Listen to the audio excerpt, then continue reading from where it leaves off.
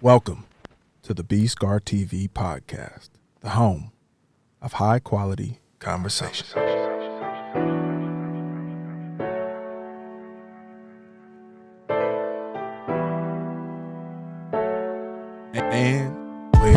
And we're back with another episode of B-Scar TV.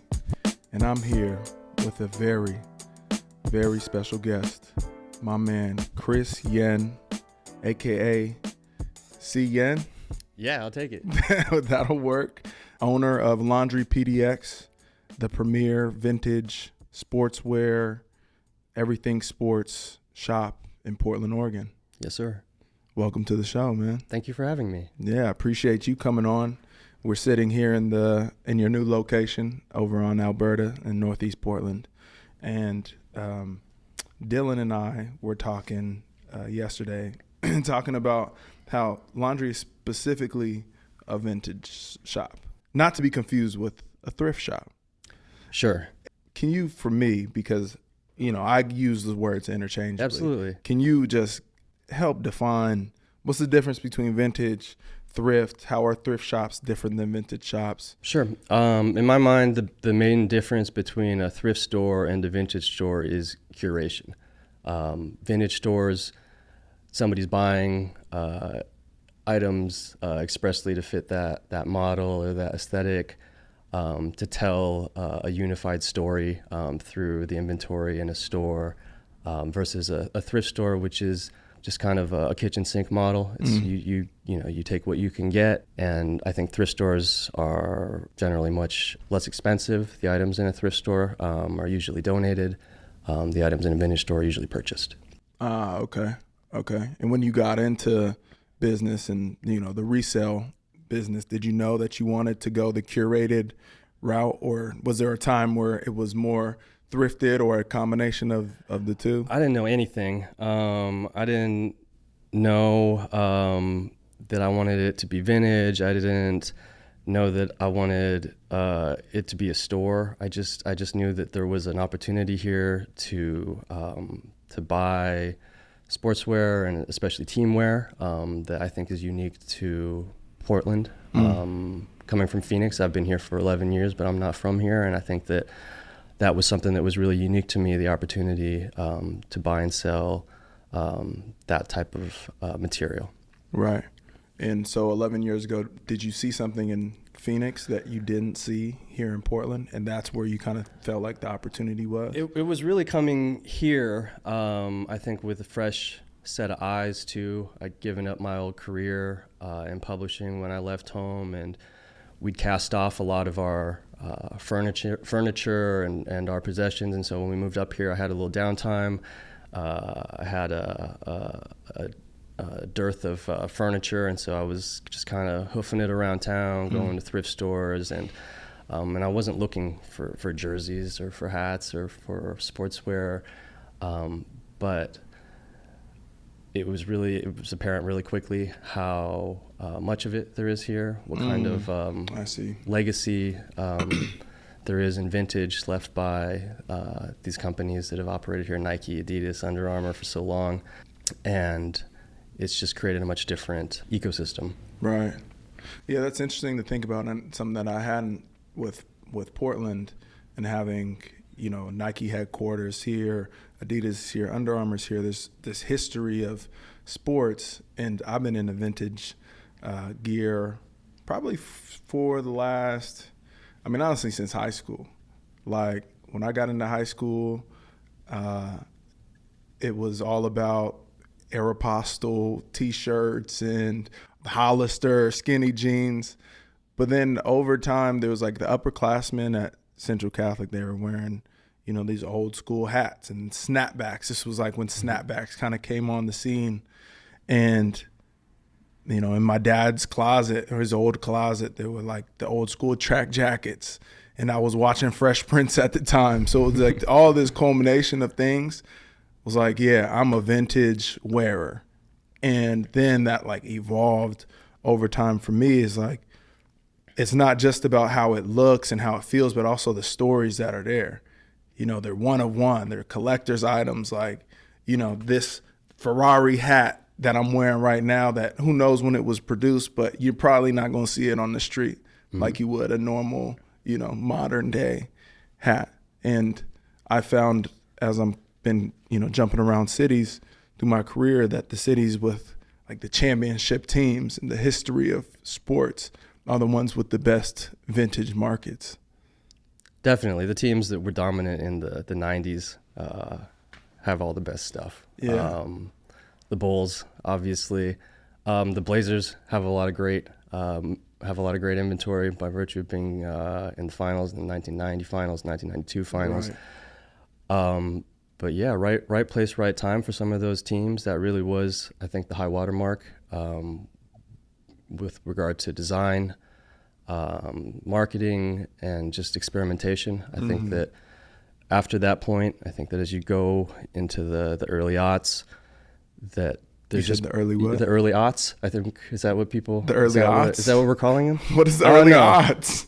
What do we call them? The 2000s? Are we calling the 2000s the aughts? The early aughts. How long we been calling the early 2000s? All right, well, Dylan's got me. All right, so as we got. All right, make sure I'm not bugging. I'm not been under a rock. AUGHTS. Aughts. I'm gonna use a different word. The aughts. No, I like that. The early aughts. As we get into the early 2000s, I think that there's too much at stake. The amount of money that's invested in licensing, the amount of money that's invested in teams, the amount of money that's expected in return.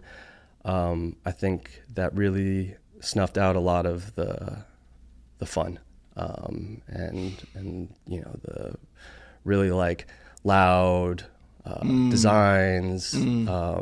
Everything became a lot more tame, and I think there was also a transition away from trying to appeal as much to children.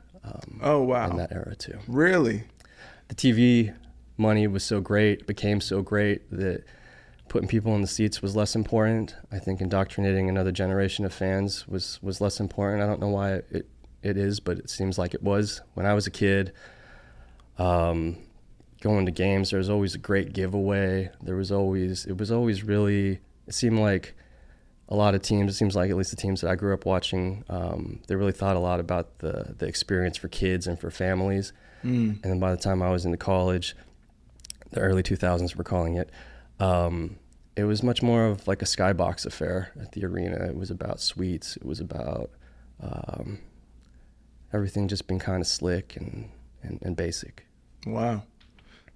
That's interesting to think about with that change in design and how that's almost kind of been informed by business initiatives. Yeah. Because you look like back in the 90s, and this football, basketball, these sports, like the hats that the coaches were wearing on the sideline and they were the jackets. Yeah, it's like, yo, that was fire. And then it changed. Huh. Yeah, like you said, even the coaches, they were wearing the starter jackets. They had on the script caps. You look at the hats that they used to hand out at the draft that were so iconic, draft day hats, sports specialties. And that's all gone now. I think that this, I guess we're calling it minimalism, but I think it's just designing from a place of maybe fear. Which is basically like, let's strip away too much, excess so that more people so that everybody are able likes to it. buy it. Yeah, okay, I guess maybe like logos used to be like mean, mascots used to be kind of like scary or funny, or there was much more of like emotion, I felt like. And you still see that expressed in the minor leagues. I think that's probably a sign of why you can't have that at the top of American sports leagues anymore. But yeah, that's I think maybe not true anymore. I think that this model, I think that the interests and the fashion that people who come in here express, I think that that could shift again back towards what we were used to. Yeah, and I wonder if there's been. It seems like, and I haven't, I guess, experienced or like really focused in to see the design of hats these days, from like conference championships or Super Bowl hats or NBA championship or Olympic hats, like all of the, I mean, these are all like series of vintage hats that I love because of the designs, you know, like the shark tooth on the old, those vintage hats. And I wonder if there is a push to try to replicate that same type of like aura, you know, because I imagine we're at a point where it doesn't cost anymore any less to make it more design heavy. Maybe it's like a difference of, you know, a couple cents a hat, which I guess you're talking about thousands or millions of hats. That makes a difference. You just think about how iconic these photos, especially like draft day photos, right? A guy getting drafted and suit and tie or whatever he's wearing now. But you used to have Kobe in the script. You had guys. This was such a part of the draft, and you know, these were images that were replayed throughout their careers. They put them up when they go into the hall, and you know, now you get drafted and they give you like a corny strap back hat with like a really bent bill, and it's just I feel like the leagues are doing themselves a disservice, but you know, I'm sure that it comes down to money. Right. There's also a big difference in the suits that guys were wearing in the early aughts versus now, which is, I feel like those photos back then are so iconic. They are. Dudes are just swimming in their blazers. Even the hats are big. Even the draft hats are kind of big somehow. Yeah. Suits are big. The hats are big. Yeah, no, and it's interesting how much that changes. I think that's really fun to go back and look at the way that each of the classes dressed for their draft, and that's such a unique like intersection of sports and fashion and history and culture. Yeah, and see how things recycle and come back around, and those same baggy pants or that same style that guys were in the early 2000s now have come back, you know, the big baggy jeans that are like laying over your sneakers in a certain way. You know, it's all coming back around. And I think that's, for me, one of the things that I find really cool with certain vintage pieces is, you know, this was hot in a moment 30 years ago or 40 years ago. And now, you know, it's come back around and it's hot now, you know, and so now brands start producing things to like try to replicate or look like what it used to, but you have the original. You know, I got the original one from 40 years ago. They never make it like they used to. Yeah, it's been hot the whole way through. Yeah, that's what I think that there's some confusion over how the word retro is used also in vintage. I'll just kind of touch on that for this next point. But like retro, I think people use interchangeably with the word vintage sometimes, but retro is something that is made to look like something old, or to look as though it was produced in an earlier time period. And I think that what you see, you know, retros are cool, and sometimes that's the only option. But you know, it's like using a printer. It's like using a copy machine. Right. I don't know if you remember copy machines. You're pretty young. I remember those, bro. But like every copy is worse, you know? It's like you make a copy and then you make a copy of the copy, and it's like, that ink it's kind of like a game of telephone, you know? It's like it just keeps getting a little bit worse. Right. But yeah, and that's kind of like the best we can hope for right now, which is too bad. Yeah. I've actually had moments where I'll order something that I think is vintage. And I guess this is just a point of like what I found for my own vintage sourcing is to find partners on Instagram who are doing that, you know, and these handles, whether like their homies here in Portland who, you know, they're curating their own like vintage shop on Instagram, and then they're posting the stuff or whatever. And, you know, whether that's like Budo's Closet, my guy Michael Beatty. When I was in Houston, I had H-Town Thrift. I had a bunch of these cats that would send me some hats they thought I would like, or double XL, you know, triple XL size stuff. You know, because it's just tough for me to walk into a space and find some clothes that fit.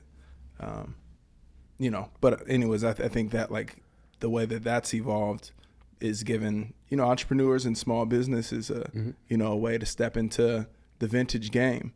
But basically the story was like, I've had a piece of a hat that came from one of the handles that I bought from, and it was a USA hat, And, by the pictures, it looked like it was vintage. Sure. Then I get it, and then I see on the inside, it's like, yo, this tag is way too new to be from, the dream team like USA Basketball.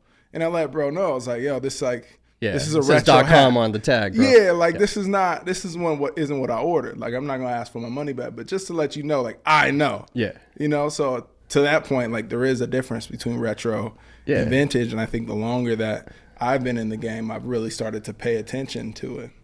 That type of thing erodes trust. It can happen on accident, but yeah, I think that, as you touched on, technology and just the course of things has made it a lot easier to buy and sell vintage at every level, and I think that there are varying levels of expertise and experience, and I think that the way that you buy vintage is a really smart way to do it, which is a trust-based model, and working with people who have experience and developing a relationship, and I think that that's also a really cool aspect of buying vintage clothes too, which is very different from buying other types of clothes. Right. Yeah, and you have a brick and mortar here in Portland, and I think that's one of the big differences between, that evolution and people on Instagram who are just have a digital presence, sure, don't have a physical presence. It seems like this gives you a differentiator. Have you found with your own business evolution, has there been a balance between a digital presence, obviously being here physically with the store? Have you leaned towards one or the other, or found one to be more beneficial?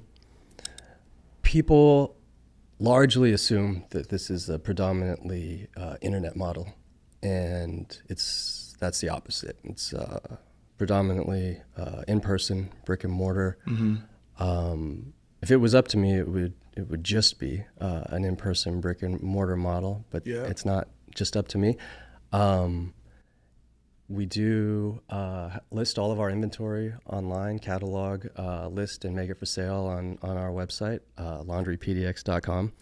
I hope I leaned in close enough to the microphone on that one. And so it is available, and we do ship. And but it's a different experience, and it's and I don't think it's as fun. I think that part of the reason I opened the store in the first place was that I was personally just tired of buying all my things on the internet, not being able to put my hands on an item or try it on or just have a physical relationship with things. And I felt like I was becoming disconnected by that. And I think that part of the nostalgia of the things that we really cherished from our youth especially was because it was hard for us to get those things. Sometimes it was hard for us even to find out about those things. But it was always a journey. It was always a memory that you made to get a new pair of Jordans, or to get a jersey, or to go to a ball game. And I feel like there's just a huge amount of experience that's kind of been stripped out of modern life, especially consumerism. So I guess that's a really long way of just saying I like to go into stores because that's what I'm used to, I guess.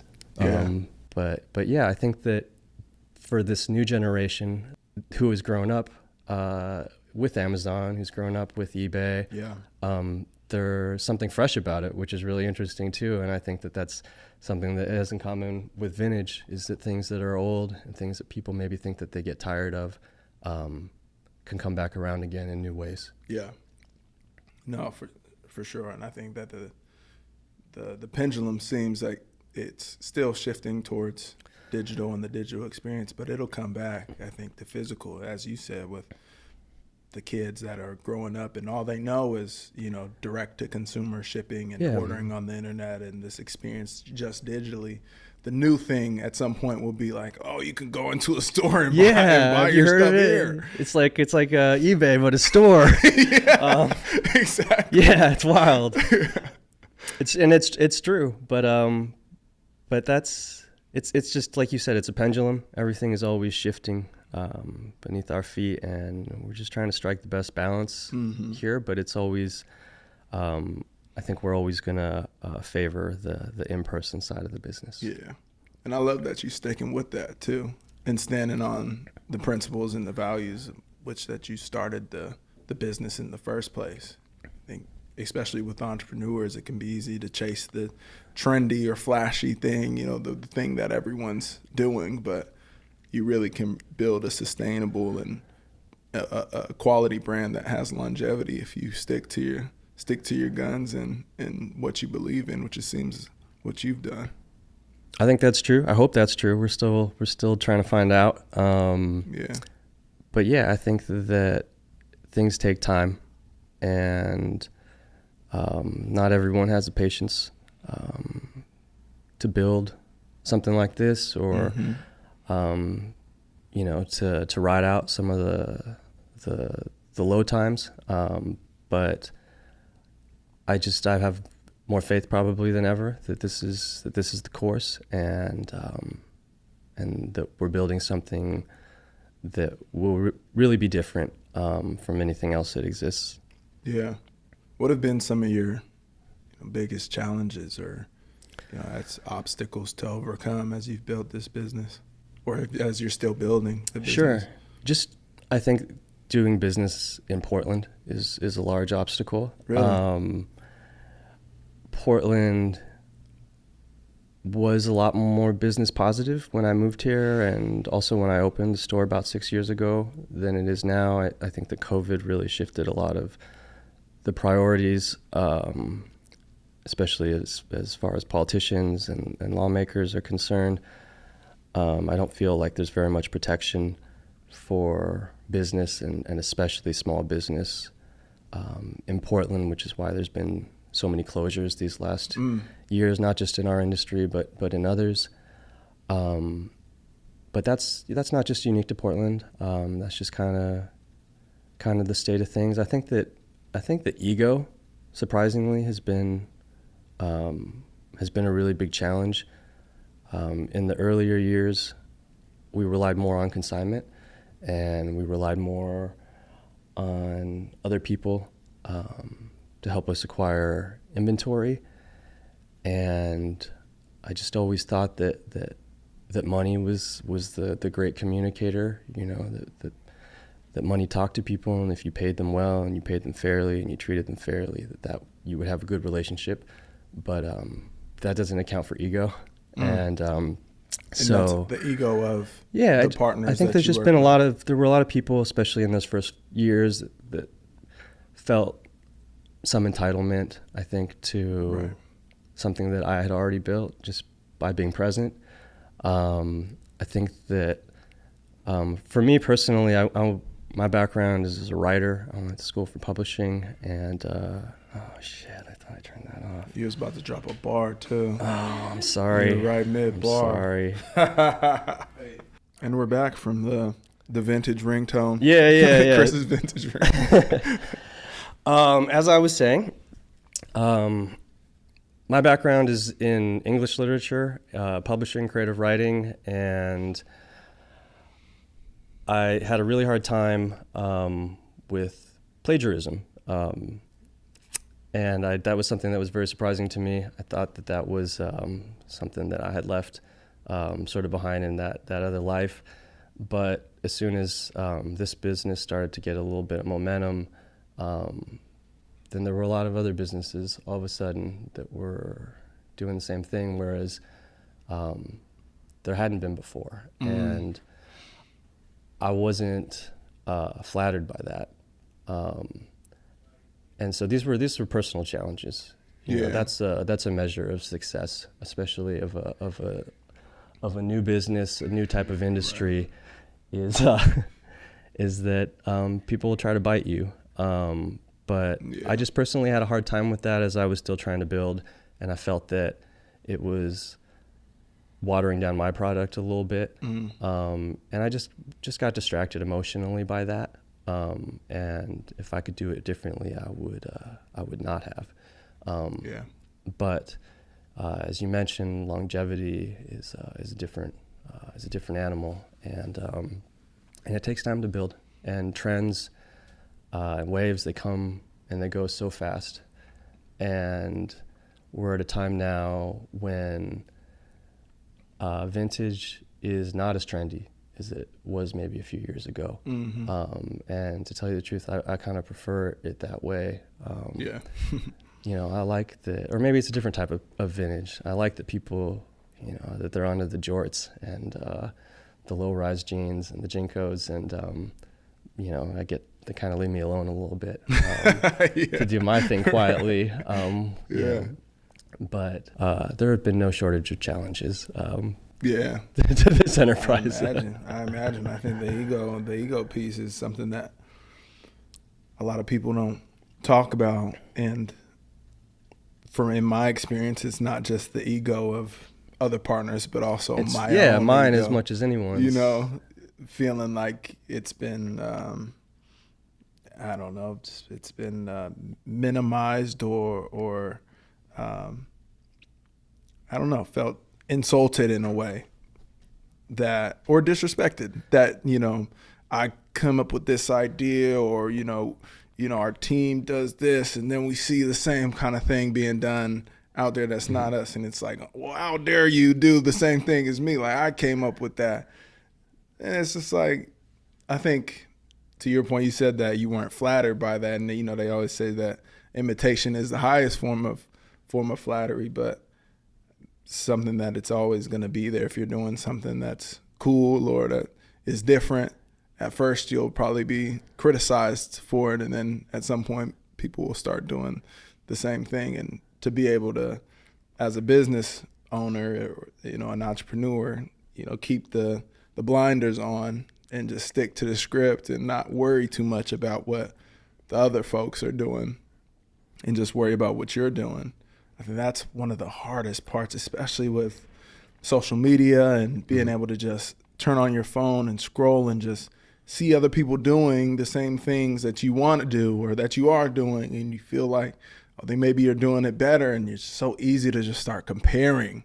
And it's, like, if you can zoom out from that, it's like it doesn't even matter. Exactly. Like, who cares what they're doing? All that matters, that selfishly, like, all that matters is what you're doing. But that's exactly right. Comparison is the thief of joy, and when you're in that mode, that like territorial, proprietary mode, you're not moving forward anymore. Right. And this business, I think, part of what has kept it successful and makes it successful is that it's always moving forward, and to keep sight of that, as long as we continue to keep it moving, then no one can catch us. And I never wanted the vintage stores that I grew up with, that I was used to, was like some old guy with some Hawaiian shirts that smell like mothballs and some lunch boxes and like some pink flamingos. And he just wanted to live in that space forever, like it was a snow globe or something. And I see too many thrift stores that feel like mausoleums, like somebody's just trying to hold on to their favorite point in time. And that's never what this model has been about or been intended to be about. This is supposed to be something that moves and breathes and evolves with culture and fashion and people. Yeah. You also brought up the point about being in Portland and how difficult it is to do business here. And I love my city. I love Portland. Born and raised. And 2020, COVID definitely, was a hit to our city in a way that I think we've struggled to recover from it. Obviously, it was the pandemic, but it was the shutdowns, and downtown was all shut down. Businesses weren't there, and then there was the riots, and people taking advantage of the protests and violence and doing damage, and then it's like the homelessness and all of these things piled up on one another that really gave the city, for me, who spends half over the past 7 years, spent half my year here and half my year somewhere else, the perception that Portland has gotten over the past 3 years has been like the farthest from what I know the city to be. You know, my friends in Miami, when I'm like, yeah, I'm going back to Portland for the off season, like, is it okay out there? Be safe. Is it good? Yeah, exactly. Be safe. And this point about the difficulty to do business too is, I think, one that I don't know as much about, as I'm not, don't have a store here in Portland. But you spoke about the protection or lack thereof here in Portland. I'm curious what that means. You mean like physical protection, or do you mean like from a economic standpoint? What do you mean? I think from every standpoint. Probably fundamentally, the biggest problem with respect to business is that the district attorney isn't prosecuting property crimes, theft, vandalism. The district attorney also isn't prosecuting anyone who doesn't have any assets to take. And so it doesn't matter how many times we're the victim of a crime or how much evidence we provide to the police, to provide to the district attorney's office. If there aren't any charges, then that's really just an invitation to keep up the good work. And so the law feels like it only has teeth for people like us anymore, for business owners, for people who have something to lose. But there is a really large population of people in the city who don't have very much to lose, and there's nothing to take. There's nowhere to put them. And downtown, especially in our old neighborhood, which was Old Town Chinatown, the only big businesses are addiction clinics, homeless providers, industries that and businesses that receive a lot of taxpayer money, and the worse the problems get, the more money they get. So it's not a system that is built to work for anybody other than probably a handful of people who are putting a lot of money in their pockets. Right. So, I mean, I think it's just so systemic, and it's so toxic that it's sort of bled into ideology, just into the way people think. And I just feel like there's a little, maybe less regard for community, for neighborhood, for neighbors. Everything is so fractured, and that isn't to say that there is an opportunity, but it is a very different situation. It's definitely a multi-layered solution, whatever it is. It's actually something that I learned recently was that a lot of the like homeless provider and addiction clinics were like all concentrated within a few blocks downtown, which I guess makes sense, as that's where like the population that they're serving mostly was, maybe whenever those were built. And I don't know the history of it, but it seems to like also compound the problem, whereas like it's harder to do business right there. Sure. Because more people with who maybe just it becomes more complicated or tougher to do business in those areas. There are bigger problems to address. And I think a lot of the time we talk about redlining like it's a historical relic, when redlining is alive and well. And that's what it is. This is a neighborhood that's been redlined for over 100 years. This is a neighborhood that had a reputation, as being the Las Vegas before there was a Las Vegas. This is a neighborhood that's built on miles of underground tunnels built for smuggling and human trafficking, prize fighting, gambling, fun things too. Chinatown. And so it's not without historical precedent. But as a person of Chinese descent, it did cause me some pain that I couldn't do more to help improve our old neighborhood. Right. Nah, I feel that. I feel that. I also feel like it's also a tough topic to talk about. You know, Yeah. with the socio-political climate. You know, even just sitting here, you know, in our conversations, want to make sure I don't say the wrong thing. You know what I mean? Like, obviously have a ton of empathy for homeless and people who have addictions or mental illness and are the ones that are downtown. But then also, you know, having empathy for the business owners and knowing, you know, the city that I grew up in and, you know, how beautiful it is and especially how it was, and, you know, trying to find a solution that can appease everybody without insulting anyone, I think is the hardest part of like just having the conversation without. It might not even be possible anymore. But yeah, like you and me, we're not people who are trying to insult anyone. We're not. But yeah, it's tricky. I feel that same pressure too. Talking about those subjects. I know I don't always use the right words, but you know, it's become harder and harder to just try to describe your feelings and what you experience anymore. Yeah.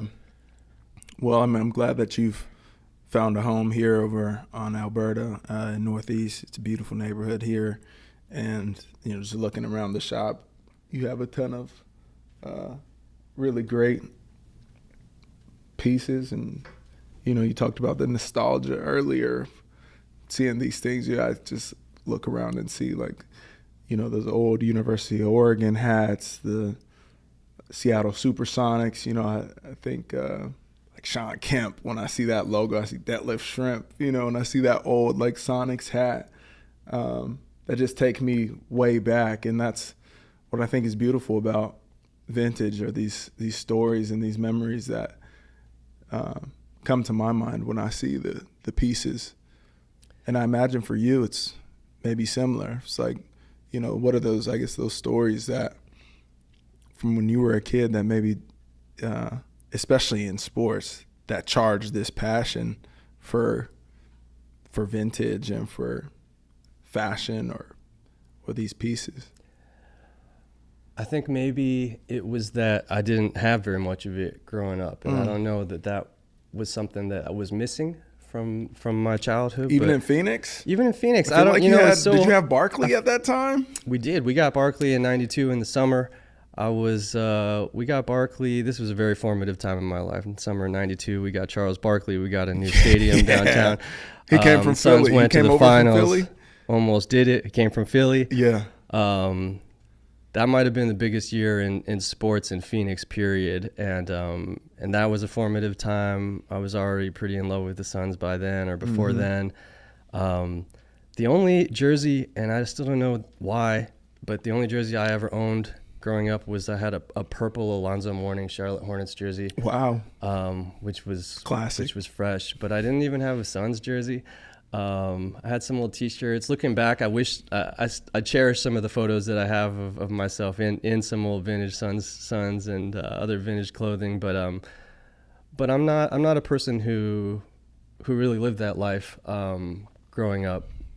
I think that probably coming from a different kind of background has informed the shape of this store a great deal. I think that not being from Portland and having a sports store in Portland has surprisingly kind of served me well, in that I've had, you know, I'm maybe a little bit more in touch with, you know, this kind of like feeling a homesickness sometimes that you know you can treat with vintage. Yeah. And just like missing your team, not getting to see your team, just being somewhere where everybody hates your team. All of those things, you know? So like I want a place where it's like everybody could feel at home, not just Blazers fans, but Blazers fans too. But everybody, and there could be something for everybody. And in the beginning, it felt like things had maybe more of an intrinsic, maybe not intrinsic, but like, I don't know, the value systems were different. Yeah. The more I've done it, the more it feels like things only really have value because they hold memories. Mm-hmm. And I think that what's unique about vintage and vintage sportswear, maybe Teamwear, is that there's so many layers to that nostalgia. There's the historic nostalgia, maybe just getting to try out something that you missed that looked cool to you on TV or in a textbook. But there's also personal nostalgia. Yeah.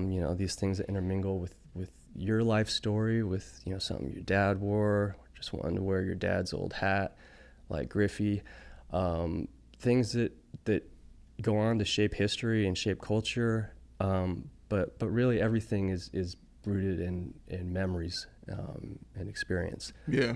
And so that's what we try to emphasize and prioritize more as we go forward. I love that. No matter how much you curate this store, I don't think we're going to be fucking with your sons, bro. Not this year. I don't know. Not this year. I don't know if you're going to get these Blazers fans to really show them sons any love. No, man. This has been the saltiest year on record. People coming in big mad after that Dame trade request, telling me, oh yeah, when did you start liking the Suns? Was it after they signed Kevin Durant or after they signed Bradley Beal? Right.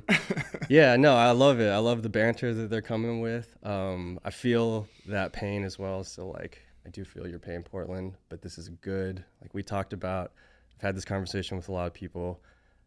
This is as good a time as any. This is probably the best time. There's a great young core in place. And I think the future is really bright. And I think that you have to be a fun team to watch before you can be a good team again. And I think that this is going to be a really fun team to watch this year. Yeah.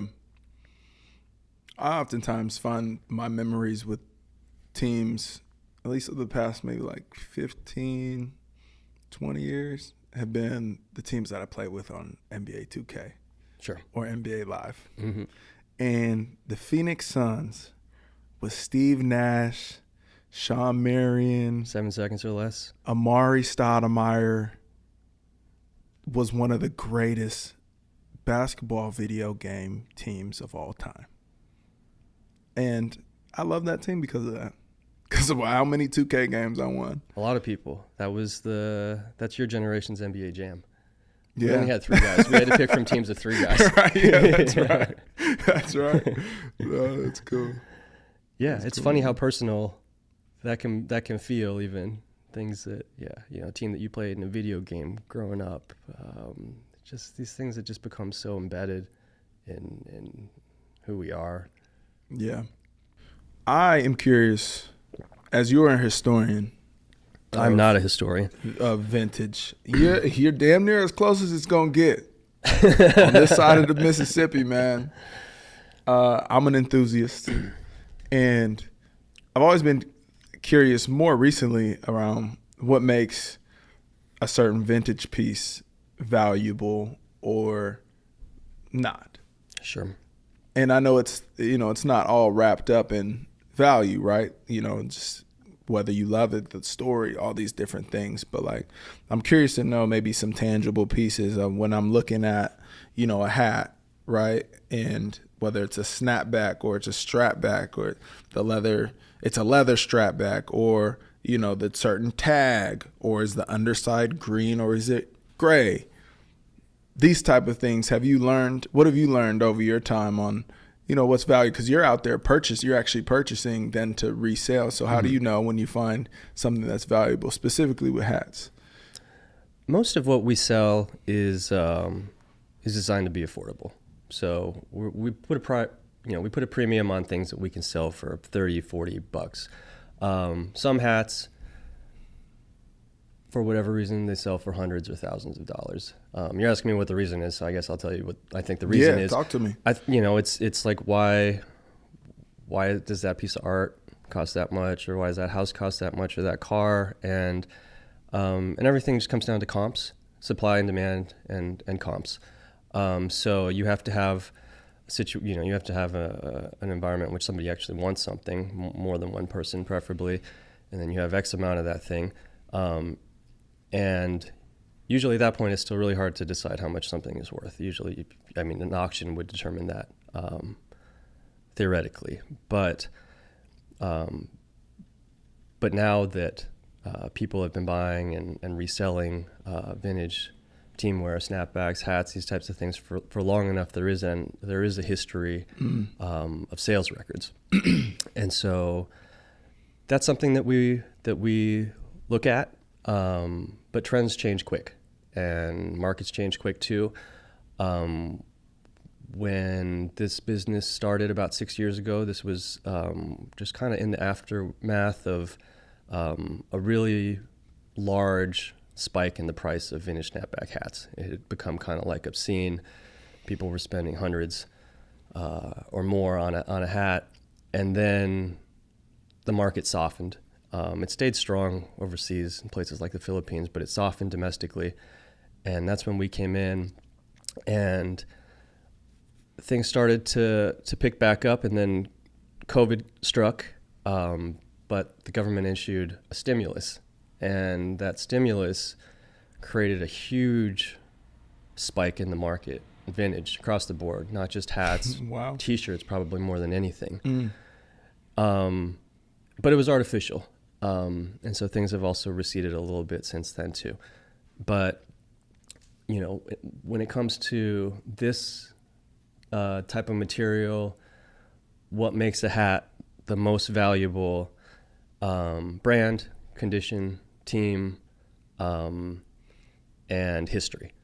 So, for example, if it's a logo athletic shadow hat from the '96 draft, then there's a good chance that, you know, there's a picture of it on Kobe or Steve Nash, right, or Allen Iverson. Right. And so people will pay more for that. Or if it's a hat that Ice Cube wore, you know, with a satin, you know, or Eazy-E wore the satin Raiders starter jacket. Right, or, right. You know, these things, they just, you know, if it's on an album cover, it's in a video, it's in a movie, it becomes more valuable. So I guess that's a really long answer, but it's a combination of just market forces and cultural forces.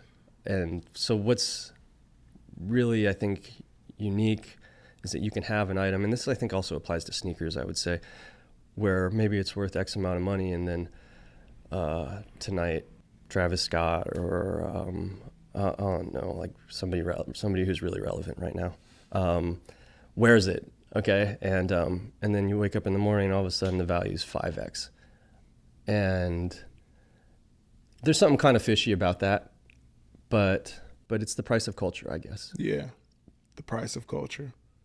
I like that.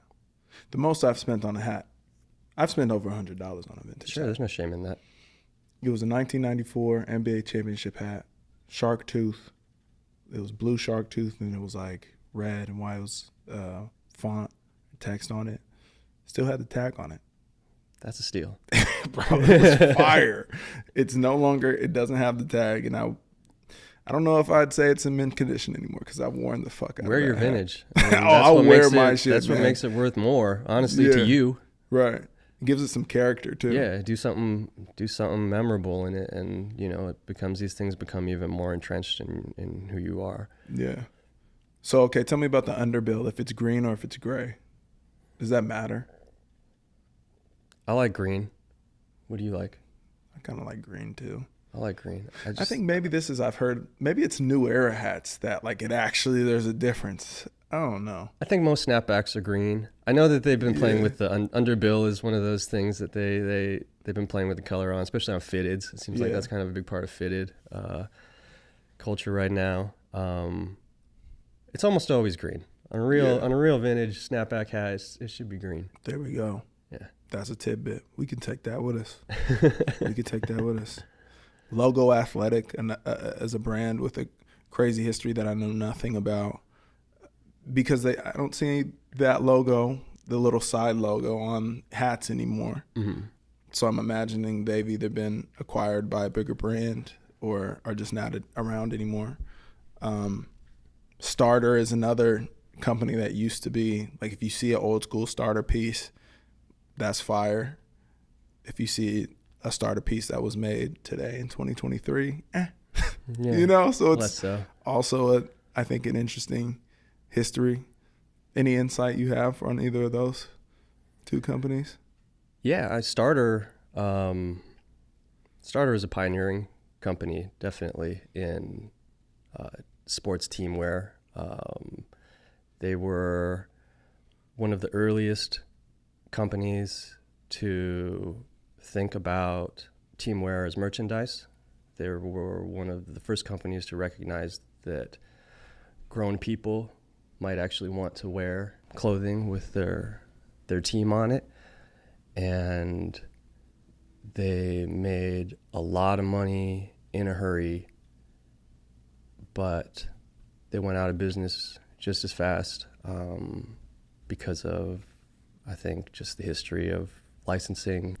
The more money that you have, the more money there is to lose. Yeah. And you can't defend your market share forever. But I think that company, probably more than any single company, I think their history is really a history of teamwear, the infancy, especially of teamwear in this country. Yeah, and now it seems like it's Fanatics. Fanatics is taking Fanatics.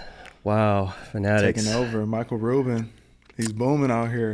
I know. They find a way to keep making the product worse, but keep selling it for more money. But that's good for us. Yeah. Right. That's good for us. That's good. That's good business for Fanatics, man. They're doing something Good right. for Fanatics. Yeah. It's good for me. Yeah. Making it for cheaper, selling it for more. I know. I think it's interesting too. You have, and I don't know all of them, but a lot of these companies, they just kept changing names, and they didn't even always change hands, but they changed names a lot. Logo Athletic was Logo 7 prior to that, so you'll see that also on some earlier pieces. Yeah. 47 brand, that's I believe that was Twins. I think that's Twins Enterprises. Oh, okay.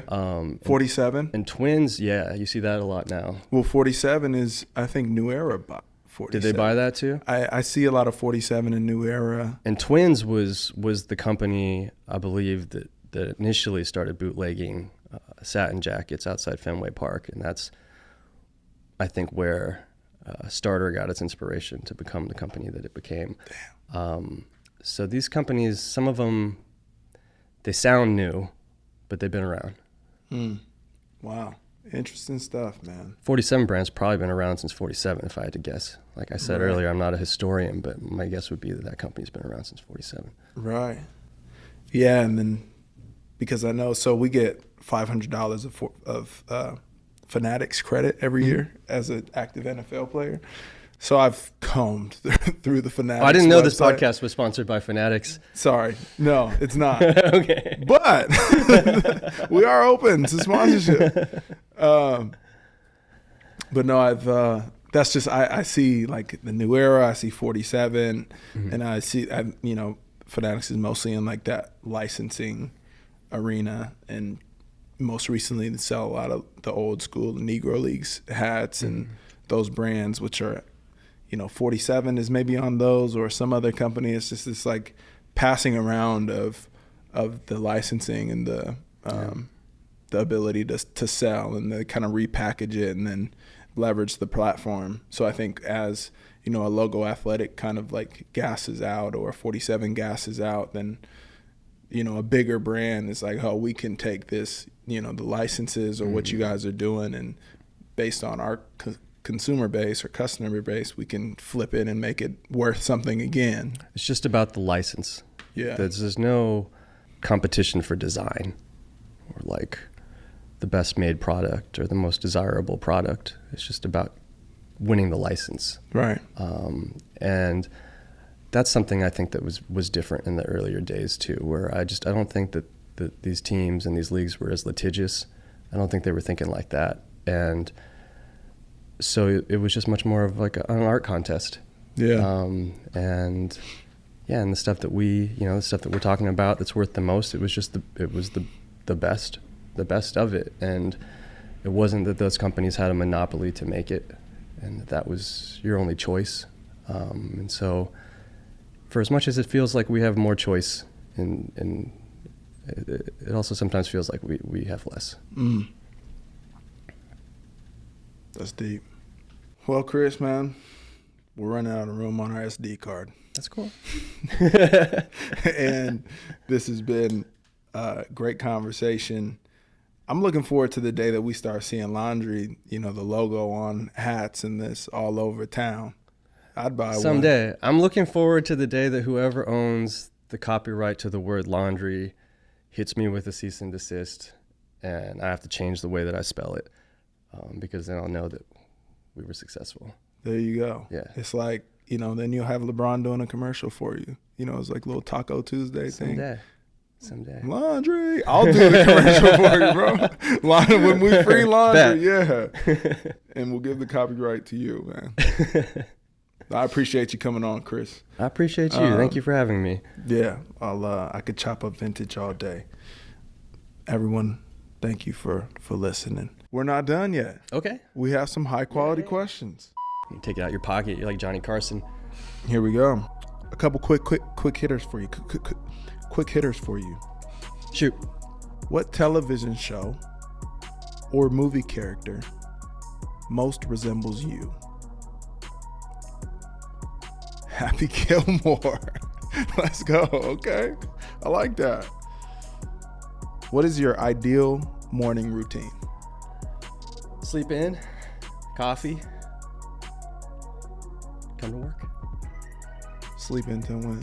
What's a sleep in for you? Sleep in's gotten to be earlier. I have kids, so sleep in's like 9. 9? Sleep in's like 9. Yeah.